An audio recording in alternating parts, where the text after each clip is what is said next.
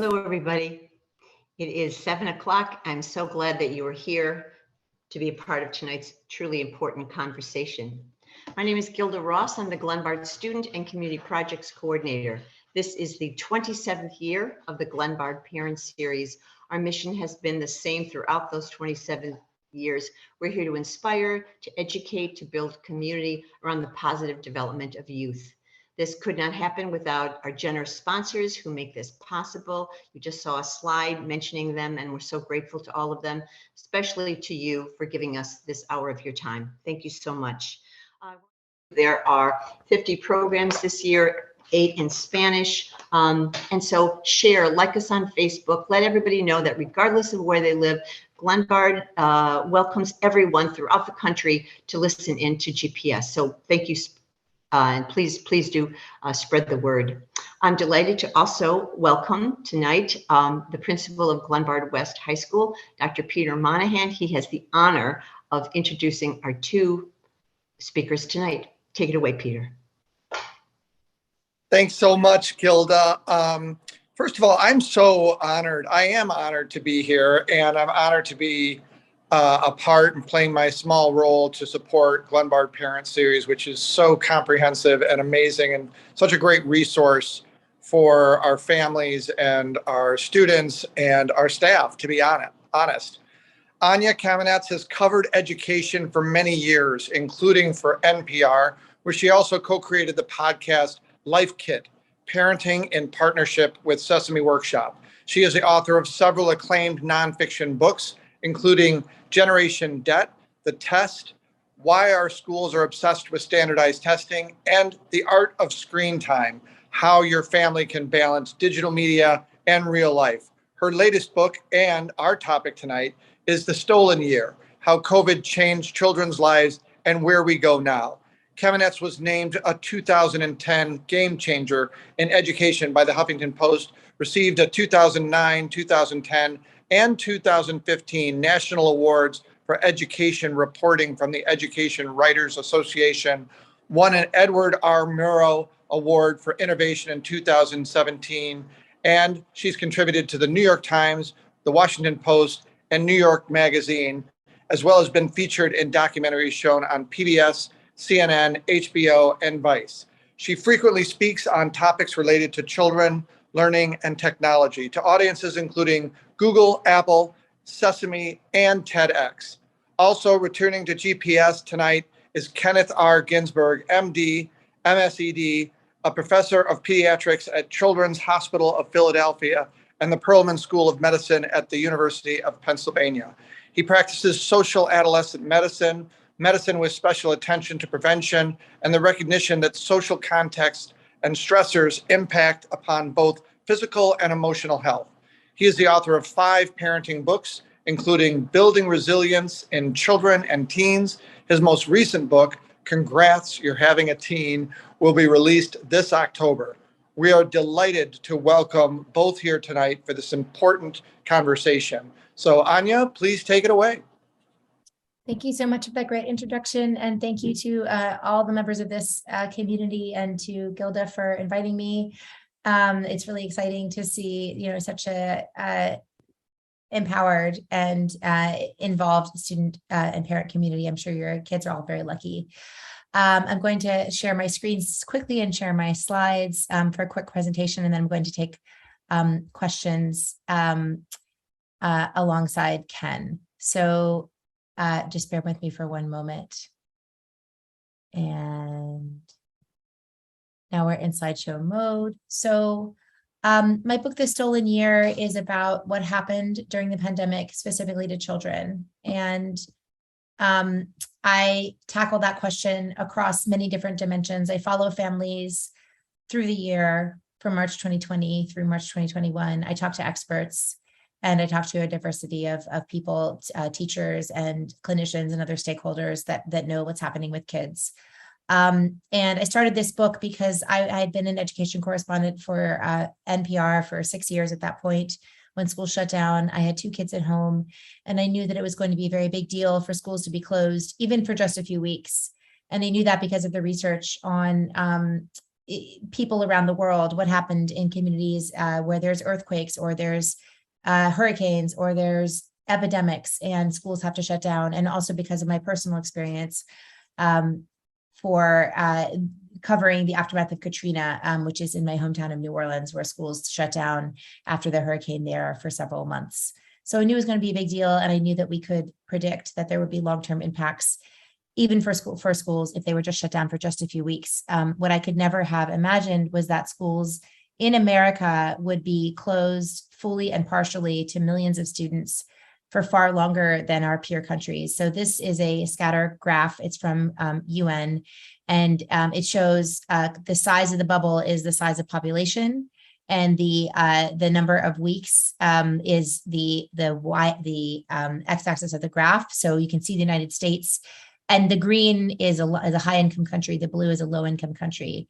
So what you can see here is that the United States stands alone in terms of how long we kept our schools closed for the number of students that we kept them closed, particularly for for high-income countries. So we really are an outlier here, and that's probably going to mark the way that this is perceived and the way it's internalized around the world. There's a lot of reasons why, but I just wanted to point that out. So the impacts of the school closures, because of all the different roles that school plays in our society, it's not just education, but it is a cornerstone of our social welfare system. In fact, it's the only major state welfare program for children.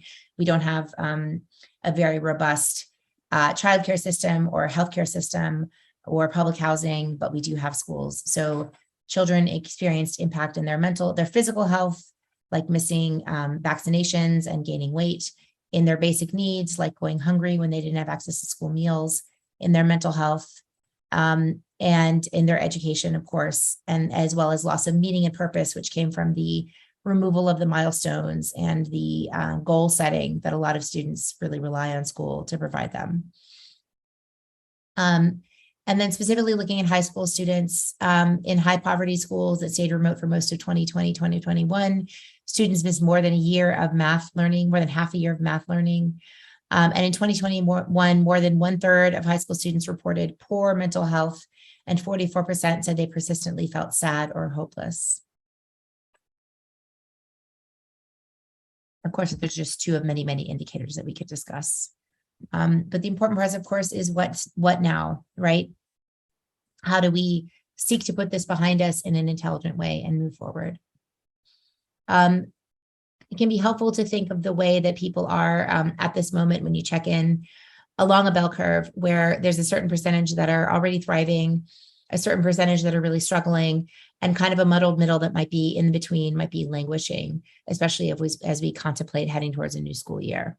So this is a question to ask yourself as a parent, also a question to ask about your children. Are they struggling? Are they languishing? Or are they thriving? Signs of struggling, these are symptoms that rise to a clinical level of anxiety, depression, self-harm, misuse of substances, burnout. Signs of languishing are the more gray area signs of just not clinical depression, but a loss of motivation, a sense of joylessness that saps your energy, and poor concentration. Again, that might be subclinical, but it's certainly very real for us and for our kids. And then, of course, think about the signs of thriving. What do we like to see? What do we want to see? We want to see a recommitment to healthy habits, exercise, diet, and sleep. We want to see strong and growing, thriving relationships, a general sense of purpose, energy for your activities of daily life, people getting things done, being able to focus, and feeling joy in everyday life. That's what we're all looking for and hoping for. This is where I like to take a little break, reset, think about what we can do as a community to help our kids move forward.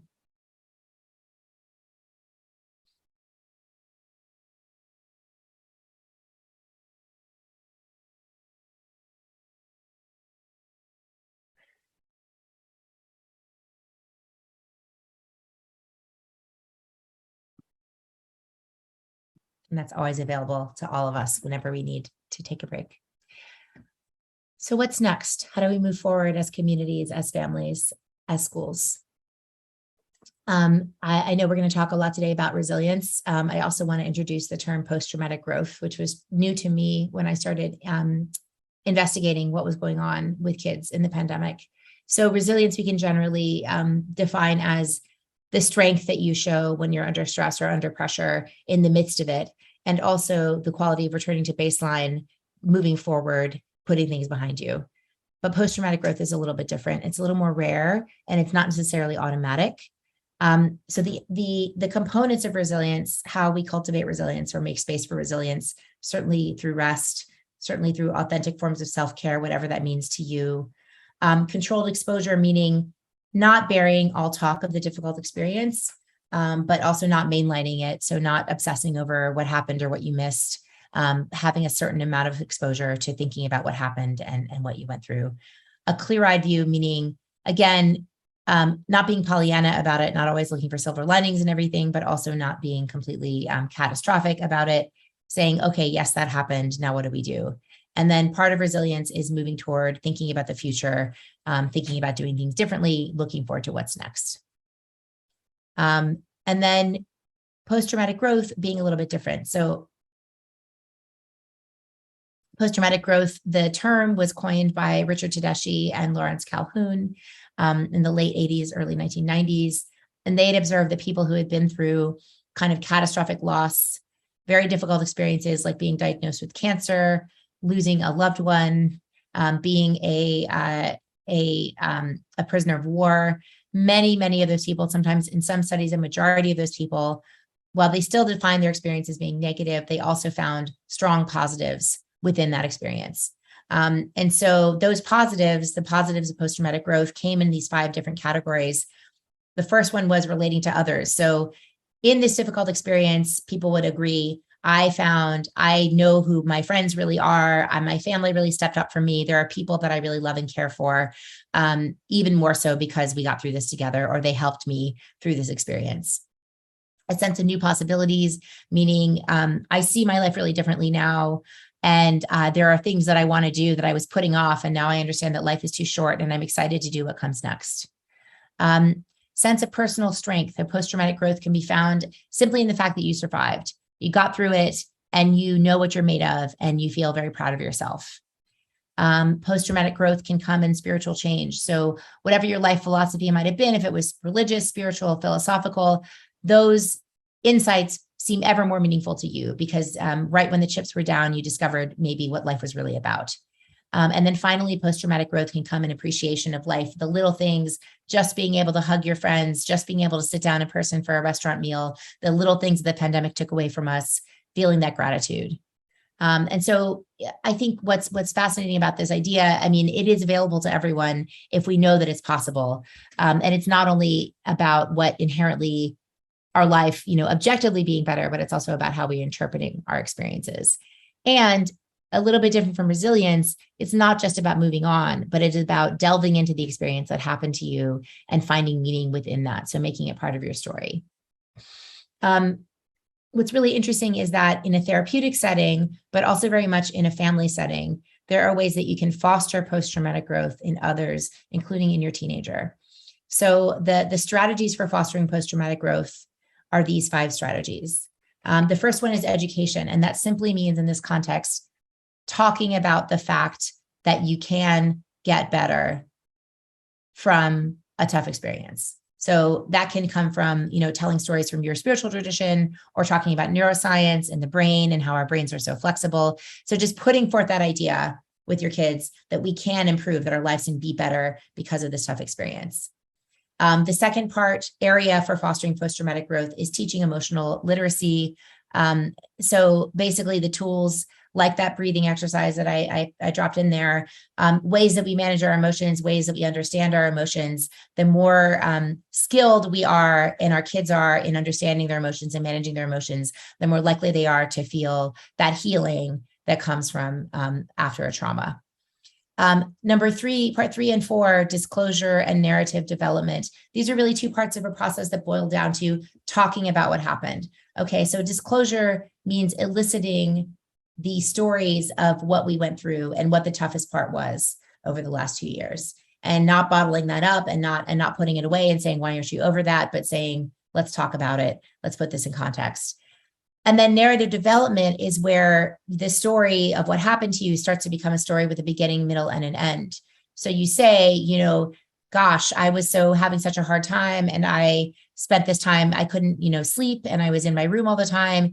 And then I told somebody about it. I reached out to a friend, I got help, and now I'm doing better. So that narrative development where there's an arc of a story, and part of that arc is the help that you sought, or are learning the strategies that you learned to try to persevere and improve. And then finally, this is a little bit of a curveball, but Tedeschi, I talked to about this, about who coined the term post-traumatic growth, said that he sees a lot of people experience post-traumatic growth when they engage in acts of service. And a lot of times that might be something where they're helping people who are similar, who went through similar experiences to themselves. So it might be a veteran that's counseling other veterans, or a former addict who's talking to other addicts. There was a woman in my book who was formerly homeless, who gave food to the homeless. And then in the context of post-traumatic growth and our high school students, it might be tutoring or volunteering with younger kids who also had, their experiences interrupted because of the pandemic. So as we return for a new school year, I think we can see that schools are communities that have a huge amount of possibilities within them to try to facilitate post-traumatic growth if we approach them the right way. I think there might be a danger in this moment, as we're very concerned about learning loss and academics, that we have a single pointed focus when we think about the role that schools plays in our kids' lives. But we know that kids are there to forge stronger relationships. We know that they're there to feel strong and to be excited about their futures. And so we need to make sure that they're capable and able to take part in all of school that school has to offer, and not just stay on the academic track. So the nature of school might be changing. The nature of the way that we define achievement might be changing. It might be altering in this time. I think we're seeing fewer kids go to college right away. We're seeing more interest in trade and certificate programs, and maybe less of a single pointed focus on a certain kind of academics. But what we all are looking for, I think, across the board, there's so much more interest in schools as communities that provide meaningful relationships, the chance to experience, really inherently meaningful learning, collaborative learning, problem-solving learning, project-based learning. And I think these are things that students and families are going to be asking from their schools, because that was what was so helpful during the pandemic as well. So I want to just close out quickly by tying this to what we might perceive or what we might expect for our kids in the future, right? So we got through this huge challenging event, which was the pandemic. A certain part of it is certainly not completely over. But this is not the last giant social upheaval or catastrophe that our kids are going to see in their lives. So this is a photograph that I took of a high school in New Jersey that was destroyed by a storm. So a storm that was unexpected, Hurricane Ida last year. There are many, many schools around the country that are vulnerable, of course, to natural disasters. Natural disasters are becoming more common because of climate change. This is a school that I photographed in May of 2022 in Ukraine, and this is a school that was attacked by a Russian tank. So we know that high school students around the world are affected by the war in Europe, the conflicts that are going on in so many different places, and this kind of upheaval is also potentially affecting our young people's lives as well, because we're all connected.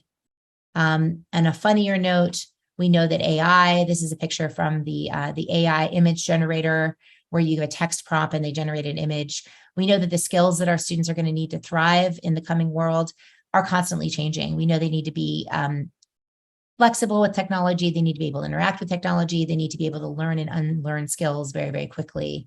And that's something that this slide represents. So it's not just a time of challenges, it's also a time of incredible opportunities and incredible changes that our children are entering into. So that what I want to leave you with is a question that I think is almost like a cosmic alignment. What are the very capacities that our children need to thrive in this new reality come in our responses to these present challenges that they face right now, that they face through the pandemic? And what if we could all experience this kind of post-pandemic growth as individuals, but also as schools, as communities, and as families? Thanks very much.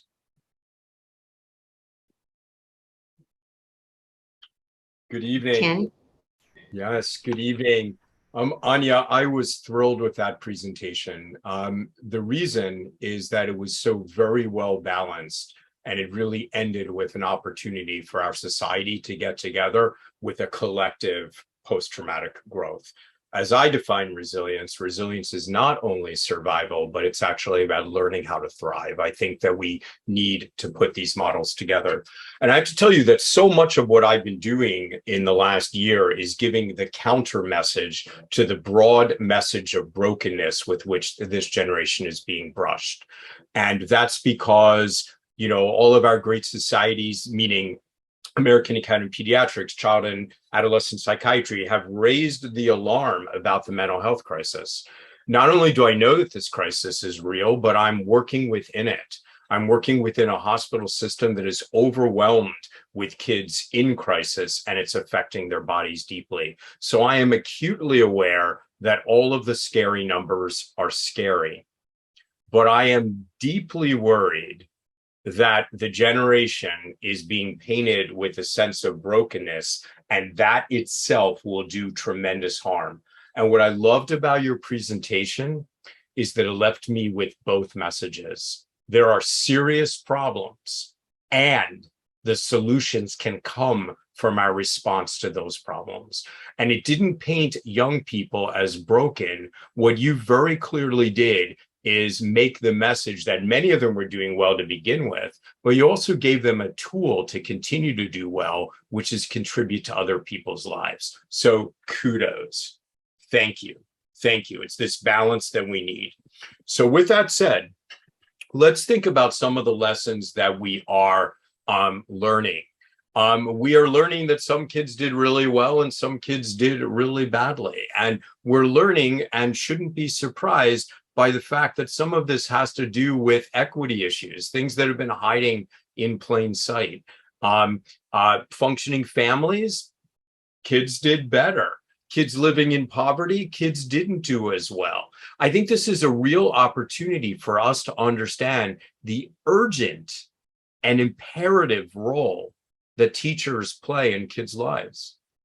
You know, when parents are highly stressed and dealing with survival issues on a daily basis, it's just hard to pay as much attention to what's going on within your home. That doesn't mean that they're any less loved. The love is the same. But when you are suffering and struggling for survival, your kids need other adults who can be present in their lives. And teachers have always filled that role. And when we separated teachers from kids, we saw the consequences. And that's a really, really big deal. The other thing is we have this opportunity to really advocate for growth within our families and growth within kids. And I'd like to talk about two issues. Within families, this has been a time of tremendous uncertainty. But where is it that kids learn resilience? Kids learn resilience when we model it. And we model it best during times of stress. So I've written a lot about this, and I think I've spoken to Glenbard about this in the last couple of years. But let's just give one example. Parents have been overwhelmed. Everybody, the most functioning human being on earth, has been handling more than they could normally handle, right? So we've always been juggling too many balls. That's called being alive and being human in this century. And parents have always had extra balls to juggle. And now what's happened? There have been extra balls. Now you're worried about the health of your loved ones. You're worried about the community. You're worried about how to navigate in a divisive world. There's so much stuff going on. You're trying to manage work in a different way and your kids' education in a different way. There are so many extra balls. And because none of us are perfect, we have all been dropping some of those balls. And this is a real opportunity for a reset. So when you've been juggling balls and some of them have stayed up in the air and many of them have dropped, here's the opportunity. The opportunity is to look up at which balls have still been in the air. And then you say, these are the things that have always really mattered to me. And then you look down on the ground at the things that fell, and then you decide to leave some of them there.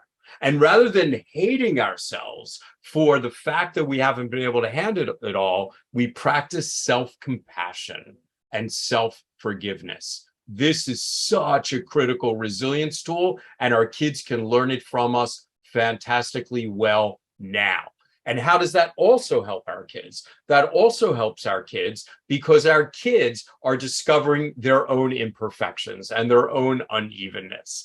And they also are going to be having their own problems. And the question is, will they come to the parents when their displays of unevenness are call them failures, are showing themselves, or when they really need the emotional support?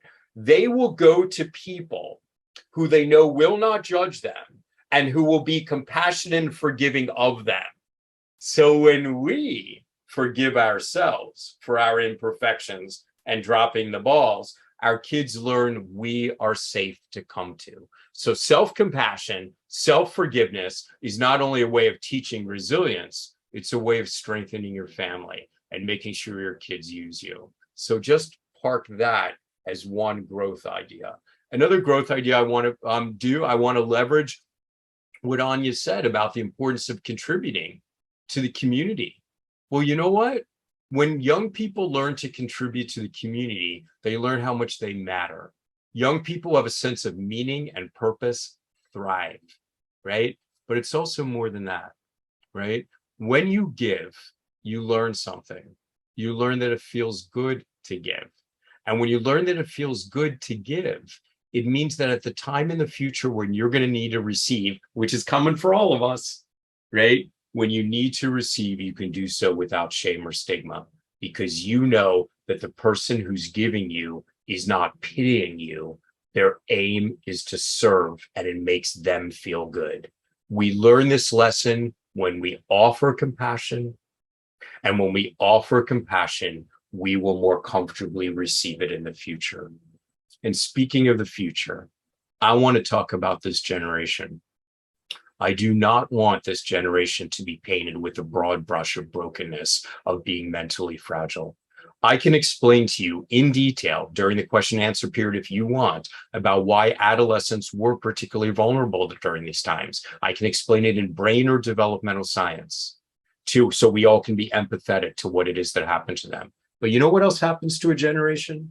What happens to a generation is that they are imprinted with a basic way of looking at the universe based on their collective experience. We know this. While there's great variability within any population, you know, my grandparents, they were the Depression kids, right? And if they were the Depression kids, they were frugal throughout life. The World War II era kids felt like if we stuck together as a nation, we could get through anything. The kids who went through 9/11 as their major imprinting learned not to trust. What's going to happen now? The jury is out. But here's what I think could happen if the adults play our cards right. What has this generation experienced collectively? What they've experienced collectively is separation and isolation. This is the generation that couldn't hug their grandparents for a year. They couldn't learn together, pray together, or play together. What that means is that this generation could also be imprinted with the knowledge that human connection is what matters most. So when your last slide, Anya, said, perhaps from the problem arises the solution, except you said it more eloquently than that. But that's what your last slide said. I think that's exactly what could be happening now.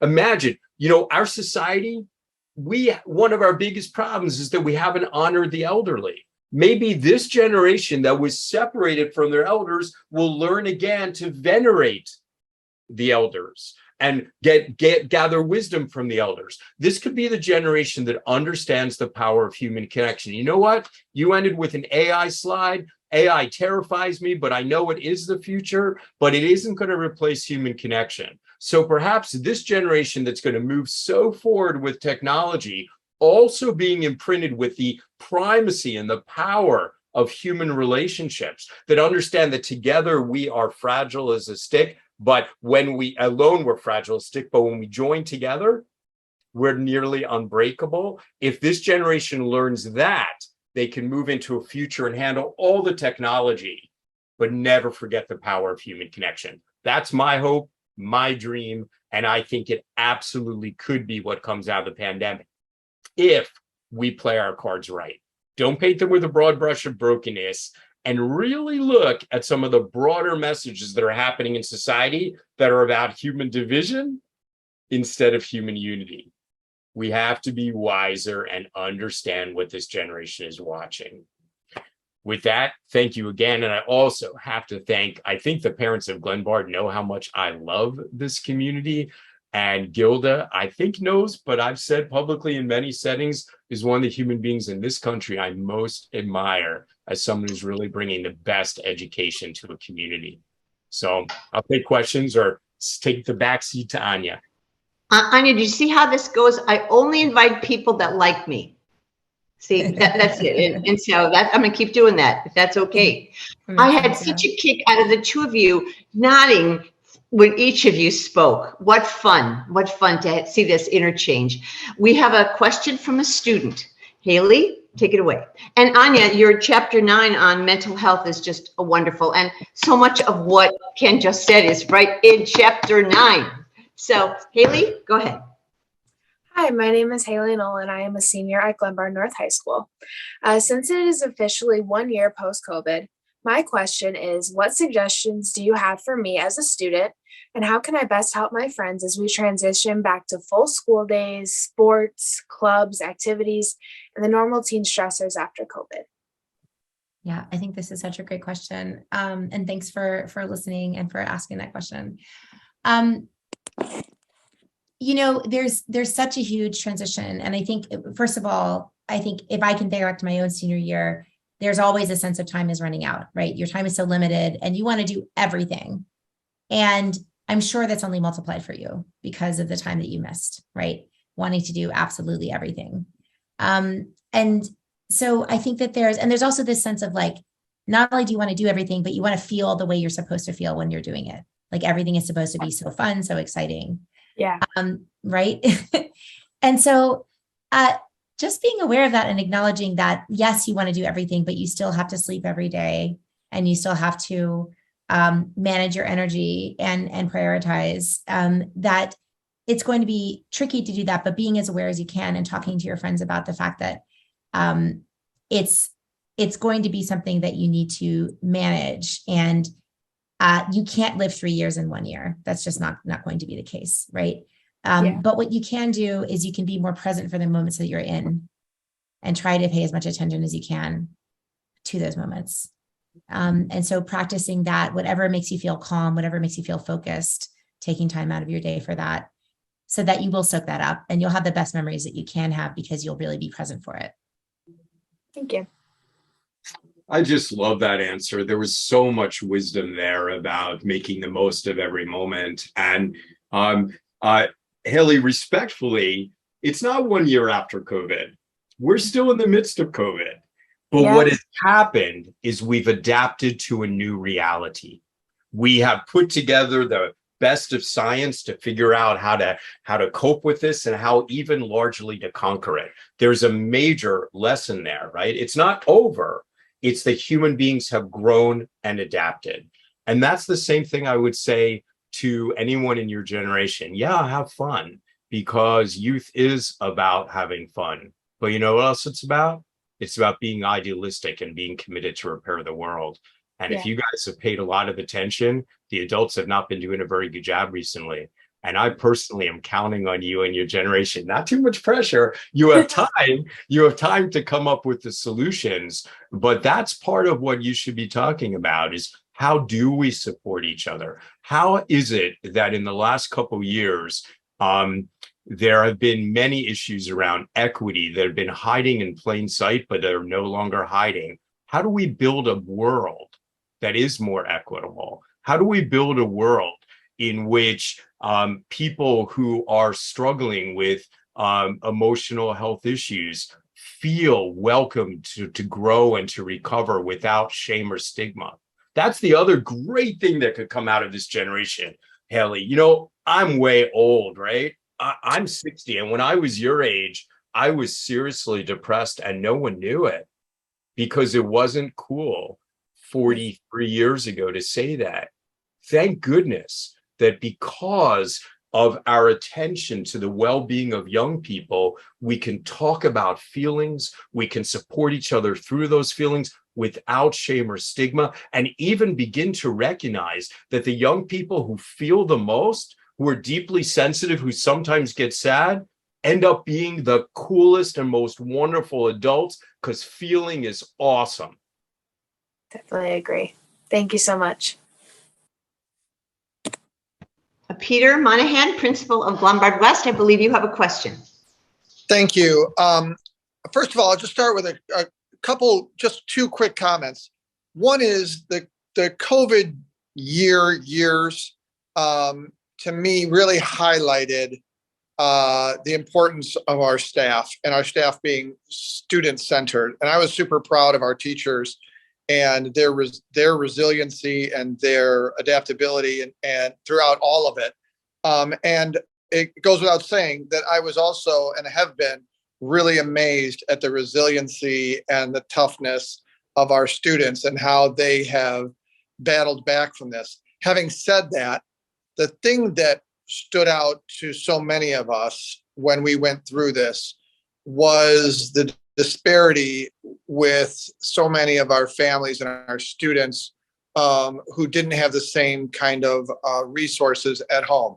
Many of our, Glenbard as a district has, a significant percentage of families who are low income families and whose parents both might work, and they don't have, the same kind of luxuries that other students might have at home. And so we found that the COVID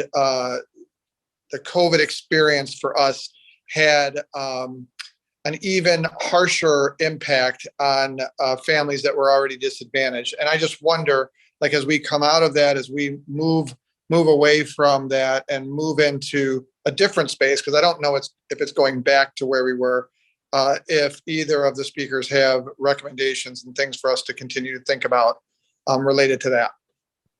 I mean, this is a huge theme of my book, as I talk about how the pandemic revealed these longstanding inequities in our society, everything from the 30 million kids that depend on school meals to the kids who depend on schools for a safe place to be during the day, and a place where there's caring adults, as Ken spoke to. So now that we know this, what do we do about it? I do see a lot of schools working on forming partnerships or strengthening their partnerships with community groups to make sure that there isn't a family in their community that's not connected to all the resources that are there, that are available. And making sure that that's help is out there, that families are, again, don't have the stigma of taking advantage of it. But I don't believe that's something that schools can do alone. So what I'd also would love to see is a little more collective action. We became very close during the pandemic, and we actually passed in the short term some of the things that we're going to need if we want to reduce family poverty, like having a child tax credit. So that was there, but only temporarily. So how do we return to that, whether on the state level, city level, or national level, as a policy that's going to flat out prevent family poverty through cash transfer? To me, that's a very simple thing that we could be doing, and schools could certainly be involved in the advocacy that would be necessary to get there. I just find myself agreeing with Anya so much, and it's such a privilege to hear her responses. I get stopped a lot because I'm a resilience guy and I write books on resilience. And especially about a year ago, I was being asked by friends and strangers on email, will things ever be the same? And they were hoping that, this like resilience positive guy was going to go, things are going to be terrific. And my answer actually is, I hope not. Because Dr. Monahan, inequities and disparities are not new. They've always existed. They just became really, really clear from even the first moments of the pandemic, when the kids who had a home computer were able to thrive compared to the kids who didn't. The kids with resources were able to do better. So they just got kind of magnified and made a lot of people aware of things that always existed. So what I really hope is that if we're going to live up to our values as a nation, we do create the policies and the programs so that we work so that every young child, every young person can take advantage of the educational setting to thrive and to grow. So yes, you're absolutely correct. What you saw was real. And now all teachers, by definition of bearing witness, become the people who can help society understand this reality even better. Thank you so much. Appreciate that. There is a question here about, you both spoke about this too, about the importance of this understanding, this ability this skill we need relating to others. Can you speak to some suggestions for parents how they can help their children reestablish that after being isolated? Yeah, this is a really interesting question. I do see, I see this concern coming from parents a lot, that they feel that their kids, missed a couple of years basically in their social development, and they're not quite sure how to reestablish those friendships, or they're not quite sure where they fit in socially, which is a pretty common experience anyway. And it's not something I think the parents of adolescents are that used to in most cases, like having to manage their kids' social lives or help them overcome social anxiety, except in certain cases. And so I really want to hear what Ken has to say about it. But I mean, I think for me, it's interesting to think about how different kinds of structured, formal and informal settings can help contribute to our children's sense of ease and so their social development. So, definitely in the family, learning, like just basically taking turns in conversation at family meals, definitely in school when teachers are conscious about how they offer social opportunities, certain kinds of clubs and organizations. The summer camp that I send my daughter to is very, very good on sort of conscious kindness and conscious ways of relating so that children can have a social experience that is very safe and mediated in that way. So they're all different kinds. There's religious communities, if you have your church or your synagogue or your temple or whatever it is that you go to. So there's all different kinds of ways that kids can have positive social experiences, and we can help enrich their environments. The question brings up a really interesting issue. The assumption is that when all kids went back to school, that there would just be celebrations and that all kids are going to be excited to be with their friends. And what was missed is that for a lot of kids who have anxiety in social settings, they actually were more comfortable at home, and that going back to school can be the difficulty for some kids. So let's talk about all kids. Every adolescent is going through the fundamental questions of identity formation. Who am I? And when they're trying to figure out who they are, the questions that they draw from are, am I normal and how do I fit in?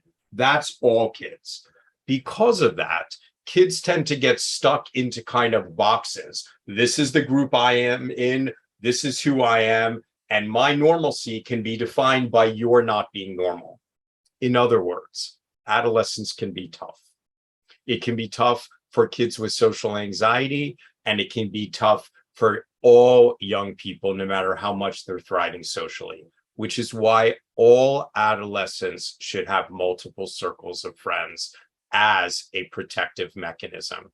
Because during adolescence, many people change peer groups, and you never want your kid to be isolated or alone. That is why, in preparation to go back to school and just life, it's good for your kids to have extended family, sibling relationships, religious affiliation, Boys and Girls Club, community organizations, sports, whatever it is. Every kid should have 2 or 3 different groups that they can travel between so that they're not defined singularly by how one peer group chooses to see them that week. Highly protective for all kids. For the kid who has social anxiety, who's really having trouble getting back to school, then the answer is starting with extended family if they have them, a couple of neighborhood kids, and just 1 or 2 kids that they can walk home from school with or sit with at lunch. Like planning ahead, something as simple as I'm going to sit with you at lunch alleviates an enormous amount of anxiety when you're going back to a large setting. Perfect. And following up on that comes a question about the balance of pushing your child and not pushing your child. Several questions came up about that. Take it away. So I think one of the gifts of the pandemic was that the rat race, the carousel, the conveyor belt that everybody has been on towards some imaginary vision of success stopped, and the noise stopped. And if we were lucky, we had a chance to really think about what was important, what was the most important for us. And now that things have started up again, I hope that families take this opportunity to really rethink their approach and not to do what they would define as pushing their kids, because, you know, what we want from our kids when they're 32, right? I once talked to a school leader who was like, parents come to my office and I ask them about their 32-year-old child. They're coming to me to talk about 17-year-old, but I want to talk about the 32-year-old. Do you want a 32-year-old who has a perfect GPA on their college transcript? Or do you want someone who is happy, healthy, balanced, has a good relationship, is engaged in their community, and has found work that they enjoy, right? And what are the parenting styles or the types of interaction you can have with your kids in your very few remaining years with them, right? You don't have that much more time to be the direct person in their lives in this way. What is the approach that's really going to be the most successful long-term? I would hope and I would think, and I mean, my daughter's in 6th grade, so I'm at the very beginning of this. I know nothing at all, but I would hope and I would think that we're moving toward a time of sharing responsibility with our kids and helping them take responsibility for their lives and internalize their own goals. And everything that we do should be somehow pointed in that direction, where we're helping them think about, what do I want? Why am I doing this? Why is it important to me? And to me, anything that is pushing is not necessarily serving that goal if we define it as being pushing. Anya, we should really connect. Like virtually every one of my books has a chapter on raising 35-year-olds, right? Amazing. So we're just off by 3 years, but always. Let's actually back up. I very much agree with everything Anya said, except for one sentence that I completely and fundamentally disagree with, which is when you said we have only a few years with our child. The time that our children are being raised in our house is relatively fleeting, but our goal is lifelong interdependence, right? And Yeah, I can tell you, true. as someone who has 27-year-olds, I'm closer to them than I've ever been, and I've always been close. It is glorious and it is wonderful. And when we parent in a way that allows kids to find themselves, that allows them to feel independent within our households, they will launch into adulthood secure and want lifelong interdependence with us. So that's the good news. Your kid's going into 6th grade. You got 6 more years in your house and 50 more years with your kid, maybe 80 more years. So with that said, here's what we know about resilience. We know that young people are resilient when there's at least one adult, more is better, who believe in them without condition and hold them to high expectation. The critical question here is, what is high expectation? As long as we think high expectation is pushing about grades or trophies or scores or results, we're not going to raise kids who know that they are unconditionally loved. We're going to raise kids who are always performing for the adult in their life. But when we understand that high expectations is not about what your kid performs, but who your kid is. Nobody knows your kid like you do. Their real character strengths, their generosity, their integrity, their compassion, their sense of humor, their stubbornness, all the things you love about your kids. When you hold them to that expectation, you remain their North Star. They will live up to being themselves because you're pushing them to be themselves, not to perform, but you know who they really are. And knowing who they really are is what unconditional love is. That's what makes kids be able to navigate the peer groups. You know, the person who knows me the most, everything's good about me, everything's messed up. My mom, she still loves me. That's the conversation we want inside their head, right? That is what you are holding them to high expectations for. Remember this line, if you remember nothing else from anything I've ever said. The reason we love kids is so that they know that they are worthy of being loved. That's about knowing who they are, not what they do. Both of you touched on the importance of communicating with our child, that this is something we have not experienced, that empathy, have that compassion for this experience. We can relate to their test taking, they're going to the prom, but the experience of living through COVID as a teenager, as a child, is something we cannot relate to. And as I said, both of you have touched upon this. So maybe some communication techniques. How can we best share that with the children? We really are listening. We really are empathetic to what they've experienced. Yeah, I think this is really a tough one, as our kids are naturally in this process of wanting to create their own space and define themselves possibly in contrast to us. And so kind of rushing in, it's a difficult line to walk there. Sometimes between giving them space and letting know that you're around. I think there's something to be said for sort of the unobtrusive approach of making yourself available physically and knowing that there's, I hear a lot of parents talk about the importance of, like, if you're able to, like, driving your kids around and listening, because that's a place where they can talk and kind of look, not have to look straight at you, or they can talk to their friends and you can kind of like lightly know what's going on. And so making yourself available, because so many of us are buried as well in our own work and our own concerns, that there's a sense of openness. And then when the moment is right, that you'll be able to kind of like drop in, I think is one way of looking at it. But Ken, I'm sure you have other ideas. That's actually would have been the first thing that I would have said, is to just be available on their own timeline. But if you wanted, Gilda, as you know, a lot of times in some of my books, I have like, say this, not that. Right? So don't say, I understand. Do say, I can't imagine, or help me to understand. Right? Because what that says, it's one of the core principles of positive youth development, is understanding that kids are the expert in their own lives. And that's true if the kid's 5. It's true if your kid's 25. They're still the experts in their own lives. But you know what we got? We got the wisdom of experience.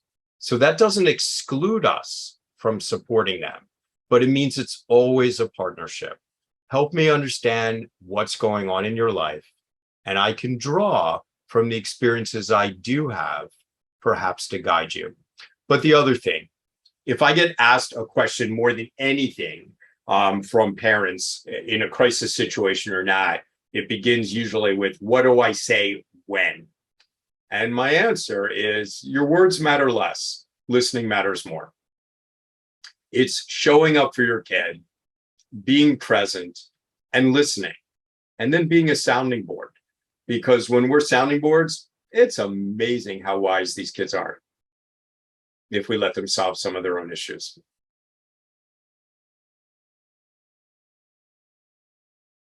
You're on, Gilda. Couple of questions that came in about this similar topic about it really sounds like parents are struggling, and climate change, global upheaval, on the heels of the pandemic. How do I best help my child? Yeah, I love this question. It's something that I did a Life Kit episode about. I've done a couple of Life Kit episodes about this, actually. One that we reran a bunch of times is what to say to kids when the news is scary.